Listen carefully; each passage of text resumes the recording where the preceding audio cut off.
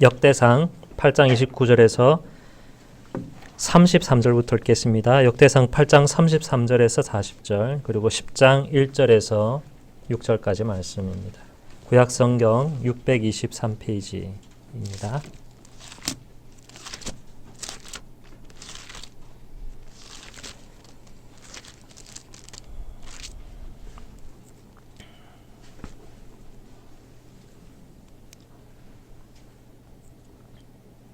(8장) 34절부터 먼저 읽겠습니다. 33절입니다. 넬은 기스를 낳고 기스는 사울을 낳고 사울은 요나단과 말게수아와 아비나답과 에스바알을 낳았으며 요나단의 아들은 무립바알이라. 무립바알은 미가를 낳았고 미가의 아들들은 비돈과 멜렉과 다레아와 아하스이며 아하스는 여호아따를 낳고 여호아따는 엘레멕과 아스마웻과 시므리를 낳고 시므리는 모사를 낳고 모사는 비느아를 낳았으며 비느아의 아들은 라바요 그의 아들은 엘르아사요 그의 아들은 아셀이며 아셀에게 6 아들이 있어 그들의 이름은 이러하니 아스리감과 보그로와 이스마엘과 스아랴와 오바댜와 하나니라. 아셀의 모든 아들이 이러하며 그의 아우 에색의 아들은 이러하니 그의 맏아들은 울람이요 둘째는 여우스요 셋째는 엘리벨렛이며 울람의 아들은 다 용감한 장사요 활을 잘 쏘는 자라. 아들과 손자가 많아 모두 150명이었더라. 베냐민의 자손들은 이러하였더라. 10장으로 넘어가서요. 1절부터 6절까지입니다. 블레셋 사람들과 이스라엘이 싸우더니 이스라엘 사람들이 블레셋 사람들 앞에서 도망하다가 길보아 산에서 죽임을 당하여 엎드러지니라. 블레셋 사람들이 사울과 그 아들들을 추격하여 블레셋 사람들이 사울의 아들 요나단과 아비나답과 말게수아를 죽이고 사울을 맹렬히 치며 활 쏘는 자가 사울에게 따라 미치매 사울이 그 쏘는 자로 말미암아 심히 다급하여 사울이 자기의 무기를 가진 자에게 이르되 너는 칼을 빼어 그곳으로 나를 찌르라. 할례 받지 못한 자들이 와서 나를 욕되게 할까 두려워하노라. 그러나 그의 무기를 가진 자가 심히 두려워하여 행하기를 원하지 아니하매 사울이 자기 칼을 뽑아서 그 위에 엎드러지니 무기 가진 자가 사울이 죽는 것을 보고 자기도 칼에 엎드러져 죽으니라. 이와 같이 사울과 그의 세 아들과 그 온 집안이 함께 죽으니라. 아멘. 지난주에는 욥기 말씀 인생과 관련된 이야기를 우리가 들었습니다. 고통의 의미가 무엇이냐? 짧게 말씀드리면 3가지였습니다. 인생을 살아가면서 고통을 당할 때, 지난한 고난 가운데 있을 때 그 원인을 너무 자기 중심으로 생각하지 마십시오 하는 것이었습니다.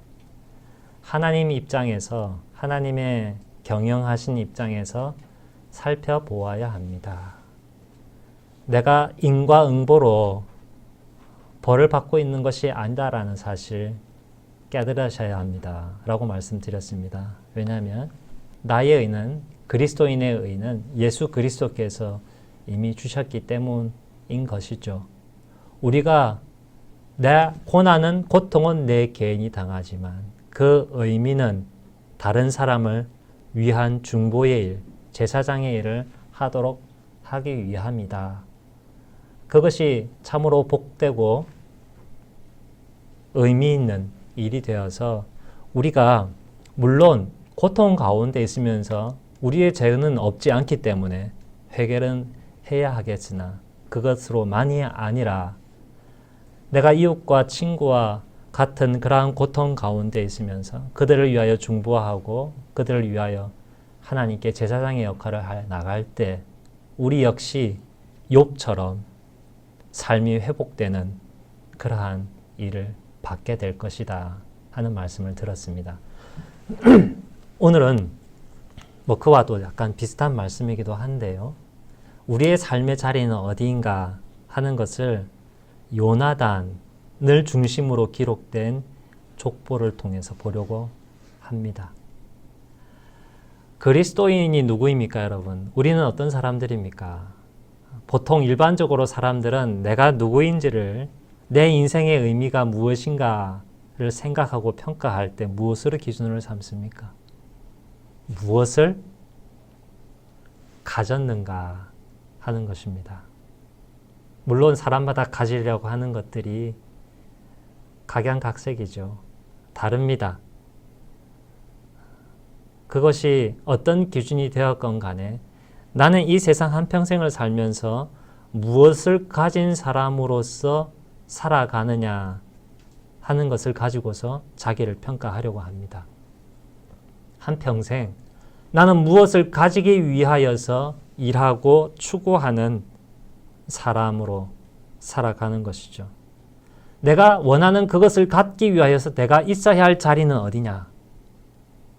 어떤 위치에 있어야 되며 어떤 공동체와 어떤 조직 속에 내가 몸담아야 내가 원하는 것을 가질 수 있고 그래야 내가 의미 있게 될 수 있다 생각하기 때문이죠.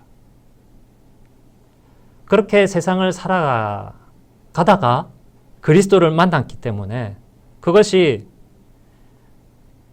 예수님을 청년 시절에 만났건 중년 때 만났건 혹은 태어나면서부터 교회를 다녔을지라도 인식과 가치관이 형성되어 오면서 세상 속에서 그렇게 세상처럼 생각하다가 그리스도를 만났을 때 나가 가져야 할 건 뭐냐? 내 인생이 의미 있게 되리는 자리는 어떤 자리냐 하는 것을 새롭게 깨닫게 됩니다. 세상과 다를 수 있다는 것. 처음에 물론 신앙을 가지게 되면 세상과 똑같이 생각합니다. 내가 의미 있게 되는 자리에 가기 위해서 내가 원하는 것을 가지기 위해서 신앙생활을 하면 그 일을 해야 되겠다. 바꾸어서 거꾸로 신앙생활은 그 일을 위해 존재하는 것이다. 하나님은 그리스도는 나의 가질 것을 위해 돕는 사람이다. 그 기준은 내가 정한다. 그렇게 살았는데 그래서 모두가 다 누구처럼 돼야 됩니까? 성경에 나오는 위인들 다니엘처럼 총리가 되거나 요셉처럼 총리가 되거나 다윗처럼 다 왕이 되어야 하거나 그리고 고통받는 욥이 아니라 엄청난 부자가 된 욥처럼 되거나 다 그래야 되는 것이죠.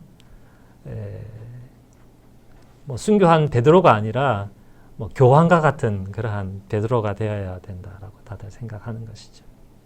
평범한 성도가 아니라 목사가 돼야 되고 목사가 아니면 장로가 되고 권사가 되고 그렇게 사람들 볼 때 뭔가 직분 하나 꼭 가져야만 하는 듯한 그렇게 생각하기 쉬운데 실제 인생은 뭐냐? 그리스도인은 누구냐? 하는 사실을 오늘 좀 뒤집어 보게 되는 말씀을 우리는 듣게 됩니다. 그것을 어디서 보느냐? 족보에서 봅니다. 여러분 족보 집에 갖고 계십니까? 저희 집엔 족보 책 없습니다. 족보를 보면 읽는 법도 모르겠어요. 한자로 막 길게 나오고 저도 잠깐 곁눈질해서 봤는데 그런데 책으로서의 족보는 별로 의미는 없지만 각 가정을 했어요. 우리의 가정의 역사 우리의 가문 이렇게 보면 가문까지는 안 가더라도 우리 아버지는 우리 엄마는 어떤 분이고 우리 자녀는 어떤 자녀이고 굉장히 관심이 있습니다. 모두가 다 부모가 잘 되고 자녀가 잘 되기라는 다른 마음이 있기 때문이죠. 그래서 사실 부모 입장에서는 자녀가 뭐 하며 어디에 있고 이런 것들이 또한 다른 사람에게 내세우고 싶기도 하고 자녀 입장에서는 우리 부모가 어떻다 이렇게 내세우고 싶기도 한데 그게 어찌 보면 족보와 같은 것입니다. 나의 부모, 나의 자녀는 이러이러한 사람들이다. 이렇게 자랑하고 싶어 하는 것이죠. 역대기를 여러 번 읽으시면 이 레위기 읽는 것만큼이나 굉장히 어렵습니다. 사람의 이름들로 쭉 1장부터 9장까지 쭉 연결되어 있기 때문에 아무런 감동도 없고 아무런 재미도 없습니다. 그런데 그게 내 가족의 이야기라면 내 핏줄 피부치의 이야기라면 달리 읽혀지는 거죠. 아, 이랬어. 과거가 이랬고 또 미래가 저렇게 내 인생의 그 씨앗들이 이렇게 펼쳐지는구나 하면서 아유, 힘들고 좋았던 때 얼마나 감동이 되겠습니까? 이스라엘 백성들은 그렇게 감동으로 읽었을 거예요. 특히 이 역대기는 언제 기록된 책입니까? 이스라엘 사람들이 저 바벨론 포로로 잡혀갔다가 돌아온 뒤에 그 이전의 역사와 앞의 일들을 조망하면서 앞으로 그들이 해야 할 일들에 집중하여서 그것은 하나님을 예배하는 일인데요. 하나님 예배하는 삶을 살아가는 일인데요. 그 일을 잘 하도록 하기 위해서 예전적으로는 예루살렘 성전을 지어야 했고 하나님 예배하는 일을 복원을 해야 했습니다. 그것을 위해서 이전의 이스라엘 역사를 보고 어떤 하나님을 믿어야 되고 우리가 어떻게 해야 될 것인가를 교훈을 얻는 것이죠. 그것이 역대기에서의 목적인데 그 속에서 이스라엘 백성들은 바로 자기들 그 포로로 잡혀가기 전의 역사들 뿐만 아니라 저 아담까지 해서 쭉 읽으면서 우리의 가야 할 길은 저곳이구나. 그 목적지를 봤던 것이죠. 그리고 우리의 연원은 그것이었기 때문에 하나님의 은혜와 언약이 쭉 이어진 걸 보면서 아, 하나님 언약대로 우리는 하나님을 예배하는 삶을 살 수 있구나. 그것이 얼마나 영광스럽고 복되고 아름다운 것인가를 그들이 볼 수 있었던 것이죠. 그래서 족보 얘기가 있는 것인데 우리는 거리도 멀리 떨어져 있고 시간적으로도 수천 년 떨어져 있기 때문에 여기에서 뭔가 메시지를 얻고 감동을 얻고 우리의 신앙생활에 우리의 가정사에 내 인생의 의미까지로 치고 들어오려면 어떻게 하는 수밖에 없습니까? 여기 나온 사람의 인물들을 보면서 그 사람들이 이전에 어떤 말을 했고 어떤 행실을 했고 그 결과가 무엇이었는가를 성경에서 살펴보는 수밖에 없죠. 그래서 역대기는 설교 듣기가 굉장히 어려운 책입니다. 왜냐하면 역사를 알고 있어야 되기 때문에 그 인물들이 살았던 지역과 그들이 그 마음을 갖고 행동을 해서 그 결과가 무엇인지를 알아야 우리가 우리의 삶으로 그들을 통해서 하나님께서 우리에게 해주는 메시지를 들을 수 있기 때문이죠. 제가 이렇게 뽑은 본문은 역대기 8장 후반 그리고 10장 초반인데요. 가문은 베냐민 가문입니다. 베냐민 가문은 이스라엘 초대 왕 사울을 배출한 가문입니다. 여기에 오늘 읽은 족보를 보시면 기브온 그 베냐민 중에서도 기브온이라는 지역이 있습니다. 예루살렘에서 북서쪽으로 한 10km 정도 떨어졌을까요? 그쪽에 자리 잡았던 베냐민 지파 일부를 얘기하고 있는데 그 중에 누가 나오냐면 사울이 나옵니다. 보통 자녀를 낳으면 저희 집에도 이제 아들이 둘이 있는데 아들 둘을 다 기록해야 될 거 아닙니까? 그런데 이 족보는요, 순전한 족보가 아니에요.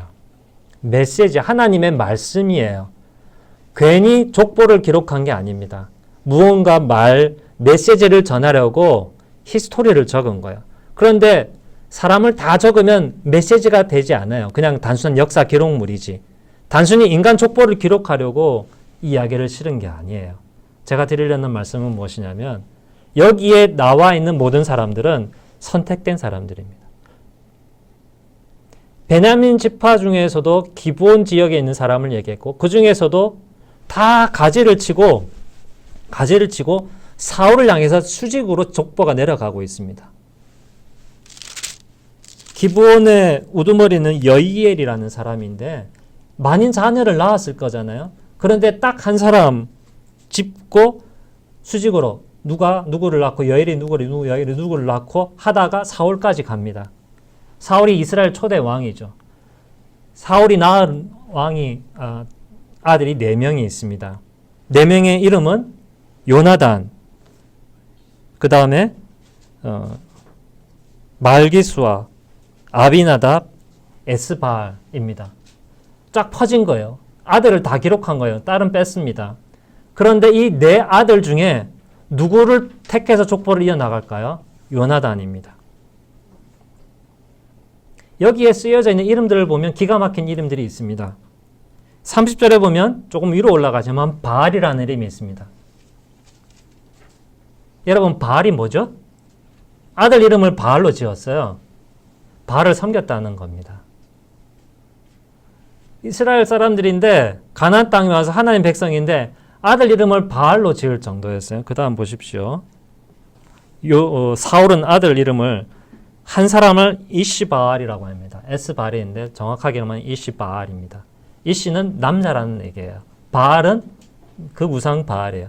바알의 남자라는 뜻입니다. 세상에 사울이 아들 이름을 바알의 남자라고 지을 정도로 동시에 하나님과 동시에 바알을 섬겼다는 사실을 추측해 볼 수 있습니다. 그런데 요나단은 보십시오.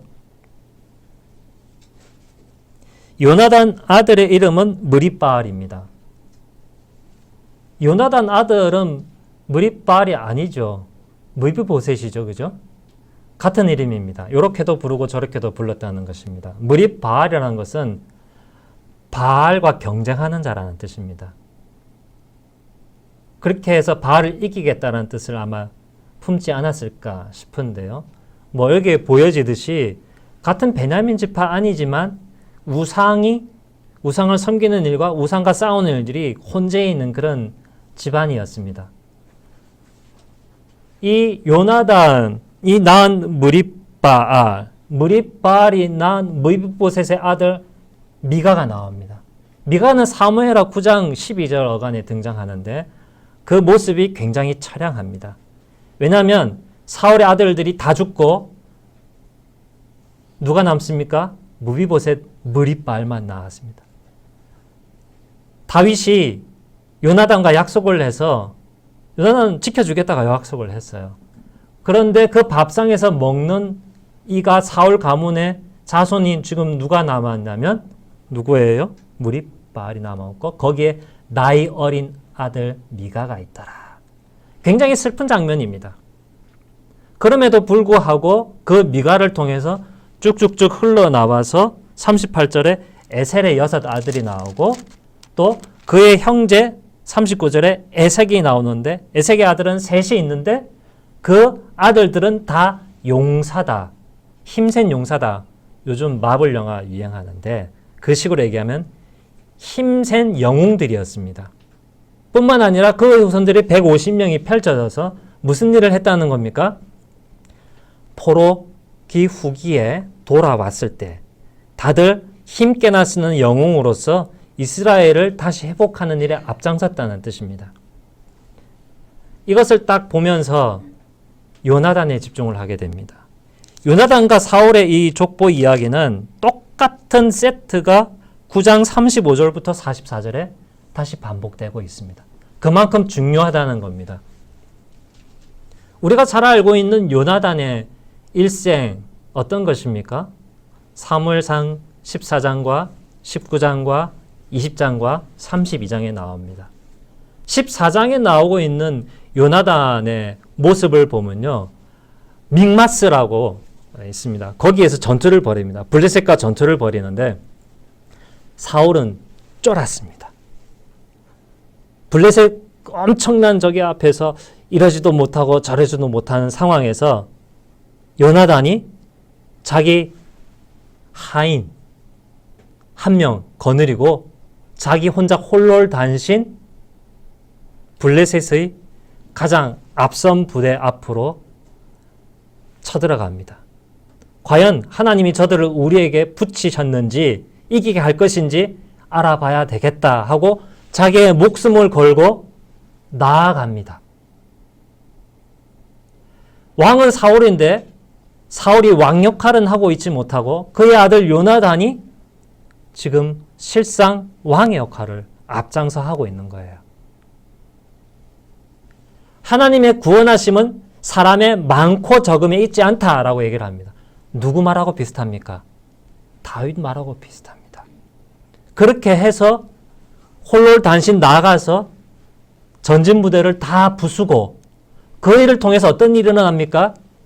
여호와께서 일으키시는 공포가 블레셋 군대에 쫙 퍼지게 되고 그것으로 인해서 블레셋 군대들이 서로를 죽이게 되고 결국 블레셋이 크게 패하는 일을 당하게 됩니다. 요나단이 다윗을 능가하는 용사였어요. 그런데 19장과 사무엘상 20장에 가보면 어떻게 합니까? 압니다. 하나님이 다윗을 왕으로 세우실 줄을 요나단이 압니다.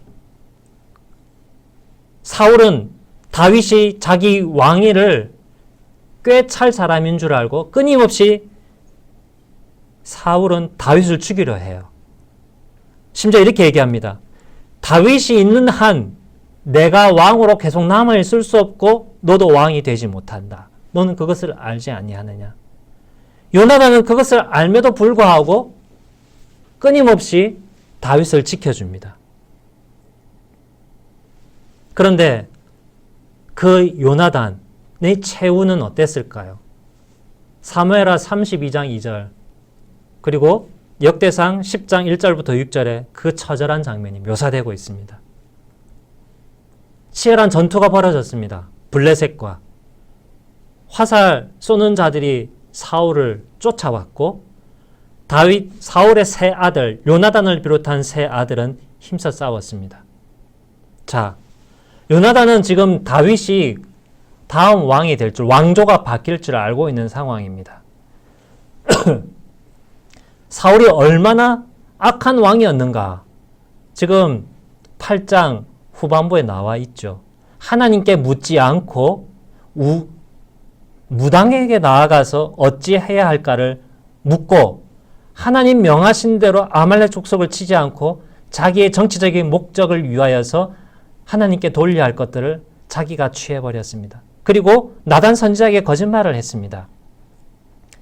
사악한 왕이었습니다. 그런데 요나단은 자기의 인생의 의미를 무엇으로 삼았을까요? 달리 자기가 있어야 할 자리를 어디라고 했을까요? 사울이 망하는 그 자리에 요나단은 있었습니다. 이스라엘 백성들이 패하고 있는 그 자리에서 이스라엘 백성을 지키기 위하여서 자기의 목숨을 던졌습니다. 사울의 최후만큼이나 요나단의 최후도 비참했습니다. 블레셋 군사들이 와서 사울이 죽은 것을 보았고요. 요나단과 나머지 그 두 아들은 블레셋 군사에 의해서 살해를 당했죠. 전쟁에서 죽임을 당했습니다. 그래서 블레셋 군사들이 와서 이 사울 같은 경우는 옷을 벗기고 목을 자르고 그 갑옷과 사울의 목을 어디에 매답니까? 나단 그 블레셋의 신전에다가 걸어 놓습니다. 얼마나 비참합니까? 사울만 그런 꼴을 당했을까요? 아니겠죠. 그의 세 아들 역시 요나단 역시 그 일을 당했음을 우리는 합리적으로 추측해 볼 수 있죠. 얼마나 비참합니까? 요나단은 믿음으로 살았는데 요나단이 있던 자리는 어디입니까? 자기도 다윗만큼 믿음이 있었고 다윗만큼 용맹스러웠고 전과도 거두었습니다. 그런데 그가 있어야 할 자리는 실패한 왕 사울, 실패한 이스라엘 백성 곁에서 그들을 보호하고 끝까지 그들을 지켜주는 일이었습니다. 심지어 다윗을 지켜주고 다윗을 왕으로 세워주는 일을 하였습니다.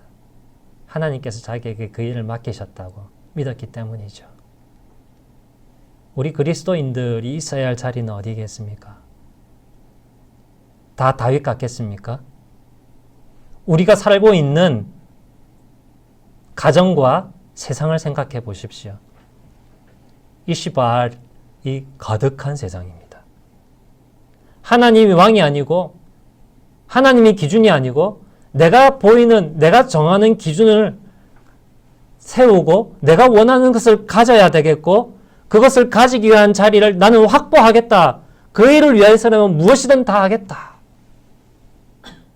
바알의 우상의 남자들과 여자들의 속해 있는 그러한 세상 속에 살고 있습니다.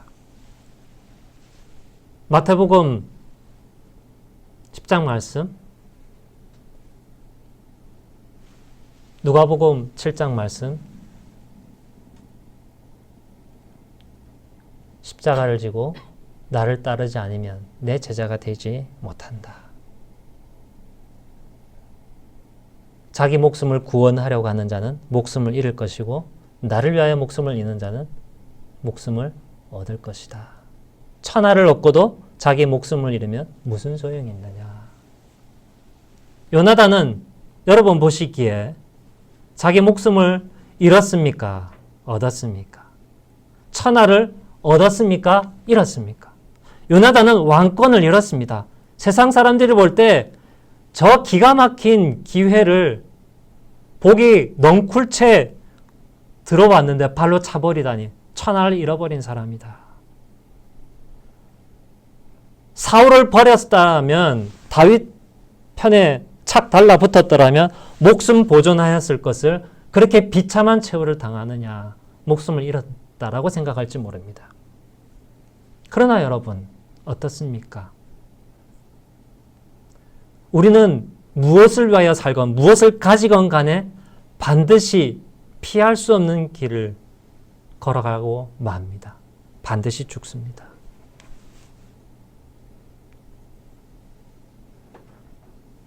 그렇다면 우리는 무엇을 위해 죽을 것이냐? 그것이 우리를 살리는 길입니다. 결국은 죽겠지만 의미 있는 삶이냐?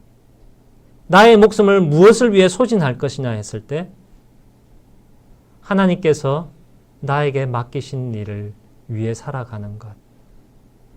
그것이 진정 나를 살리는 길이죠. 물론 부활이 없다면, 영혼이 없다면 어리석은 일이겠지만 몸에 부활이 있고 우리의 영혼이 살기 때문에 참된 삶을 우리는 믿음으로 얻게 됩니다.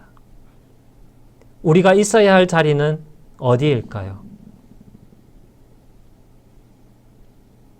예수님께서 말씀하시죠. 심령이 가난한 자 복되도다. 지금 우는 자 복되다. 웃게 될 것이다. 지금 가난한 자는 부유하게 될 것이다. 지금 버림받고 사람들로부터 핍박받는 자는 칭찬받게 될 것이다. 심령이 가난하고 울고 사람들로부터 버림받는 그 자체가 복되다는 것이 아닙니다. 요나단이든 다윗이든 이스라엘 백성이든 우리든 어떻습니까? 우리는 죄 가운데 있어서 그것을 깨닫지 못하면 멸망할 수밖에 없습니다. 죄로 인하여서 애통하여 울지 않으면 우리는 기쁨을 얻지 못합니다. 우리는 어떤 상태로 살아갑니까? 나에게 조금이라도 해가 되는 일은 용납할 수 없어. 나에게 조금만 잘못을 불의하고 잘못된 일을 해봐. 내가 2배로 10배로 갚아주겠다는 그런 악한 마음을 살아가고 있습니다. 전혀 악을 저지르지 않는 사람처럼 살아가고 있는 우리들이죠. 그런데 주님 말씀합니다. 원수를 사랑하라. 나를 미워하는 자를, 나에게 악을 행하는 자에게 악으로 갚지 말아라. 이 자리는 편안한 자리가 아닙니다. 요나단과 같은 자리입니다. 그들과 함께 하면서 그들을 섬기는 자리입니다. 그러나 원수를 섬기고 죄인들을 우리가 섬기는 것일까요? 아닙니다. 그들을 사랑함으로써 우리의 참된 왕인 예수 그리스도를 섬기는 것입니다. 요나단은 사울과 이스라엘 백성과 함께 하면서 그의 참된 왕인 다윗을 섬겼고요. 우리는 어떻습니까? 이 세상에서 발을 담그고 함께 이웃들과 가족들과 함께 살아가면서 예수 그리스도를 섬기게 하셨습니다. 예수님은 이 땅에서 승리한 다윗과 같은 삶을 살았을까요? 아니면 사울과 함께 죽어간 요나단과 같은 삶을 사셨을까요? 요나단과 같은 삶을 사셨습니다. 십자가에서 사울과 요나단과는 비교될 수 없는 더 큰 수치와 고통과 괴로움을 당하면서 우리의 아픔을, 우리의 죄를 구원해 주셨습니다. 그 예수 그리스도와 같이 살도록 주님은 오늘 우리를 부르고 계십니다. 저는 여러 인물을 말씀드릴 수 있겠지만 오직 단 한 사람을 지금 여러분들에게 소개하려고 합니다. 함께 누가복음 2장 34절 35절 같이 읽어보겠습니다.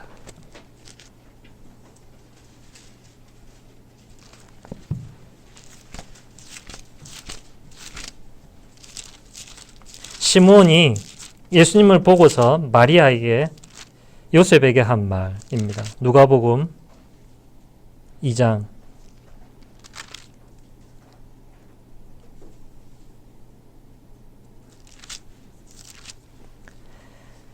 '같이 읽겠습니다. 시작. 시므온이 그들에게 축복하고 그의 어머니 마리아에게 말하여 이르되 보라, 이는 이스라엘 중 많은 사람을 패하거나 흥하게 하여 비방을 받는 표정이 되기 위하여 세움을 받았고 또 칼이 내 마음을 찌르듯 하리니 이는 여러 사람의 마음의 생각을 드러내려 함이니라 하더라. 칼이 내 마음을 찌르듯 하겠다. 예수님의 어머니 마리아가 가장 큰 복을 받아야 되는데 칼이 그 마음을 찌르는 일을 마리아가 당했습니다. 마리아의 십자가였습니다. 요나단의 십자가처럼 마리아의 십자가. 마리아의 십자가는 어디서 확연하게 드러나냐면 요한복음 19장 25절에 드러납니다. 하나만 더 찾아보시죠. 요한복음 19장 25절.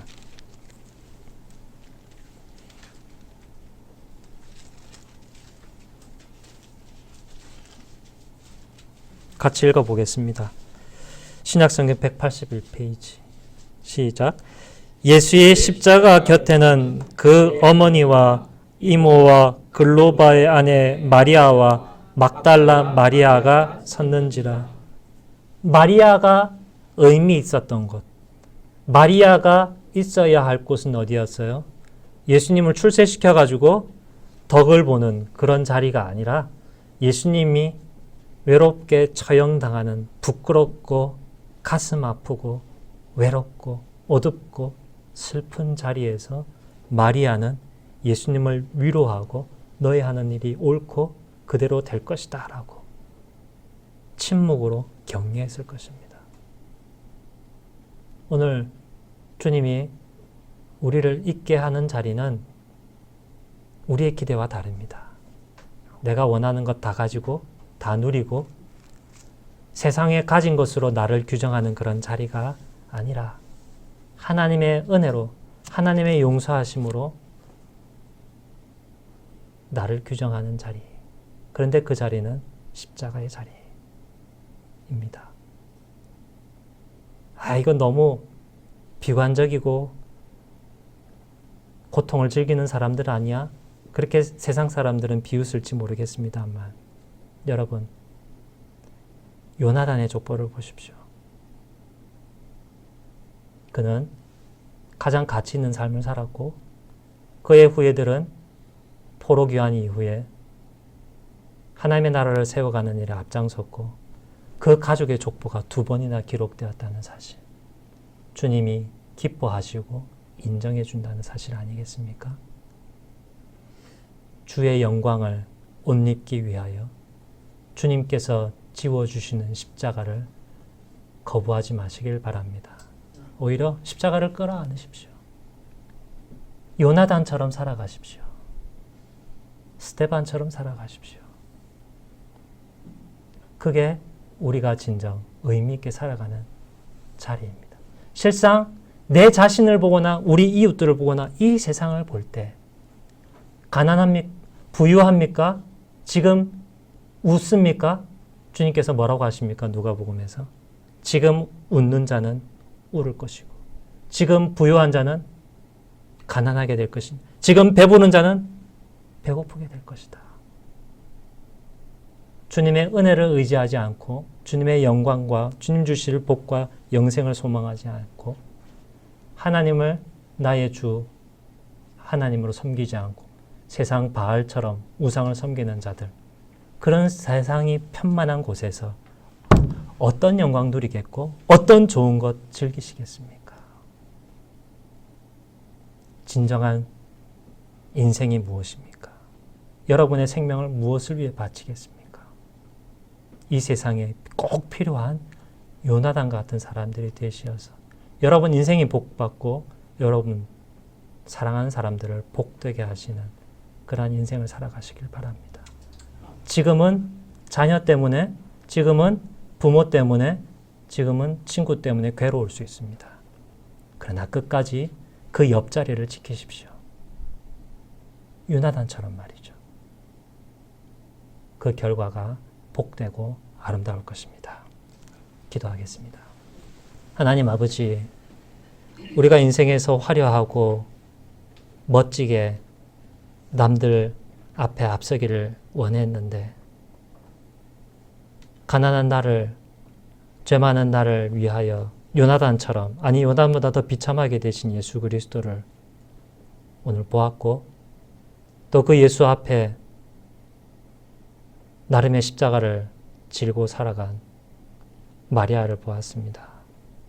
그런데 도리어 그 마리아가 복되고 그 요나단이 복되었습니다. 우리도 요나단처럼 우리의 참된 왕 예수 그리스도를 믿고 섬기며 우리에게 맡겨주신 믿음에 실패한 이들, 참된 인생에 실패한 이들과 함께 그 자리를 함께 하면서 그들과 함께 살고 그들과 함께 죽게 하여 주시옵소서. 그럼으로써 우리를 복되게 하시는 주님의 은혜를 우리 자신뿐만 아니라 우리와 함께하는 살아가는 사람들도 함께 누리게 하여 주시옵소서. 예수님의 이름으로 기도드립니다. 아멘.